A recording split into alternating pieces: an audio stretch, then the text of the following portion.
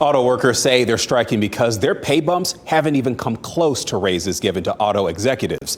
Senator Bernie Sanders has defended the union's position in media interviews. And Paul Spade had to check one of Sanders' claims for PolitiFact.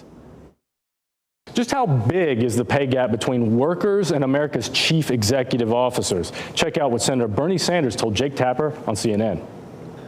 I think what's going on in America today in terms of income and wealth inequality, the fact that CEOs are now making 400 times more than their average worker, speaks to the anger that the American people are feeling and what this strike is about.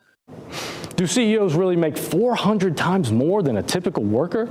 Actually, that's not far off. A study published 2 years ago by the Economic Policy Institute found that CEOs were paid 399 times more than a typical worker. That ratio is up from 366 to 1 only 3 years ago and up from 59 to 1 in 1989. Now, those numbers are all from one source. The AFL-CIO labor union also collects data on this stuff, and their numbers, they're a little lower. They found a pay differential of about 300 to 1 in North Carolina specifically, and 270 to 1 nationwide.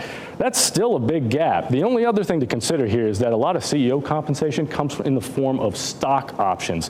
Take the Ford CEO, for example. Stock options accounted for about 2/3 of his pay last year. Now, that's not cash directly into his wallet, but it's still compensation that most workers are not getting. And it doesn't change the fact that Sanders' claim is mostly true.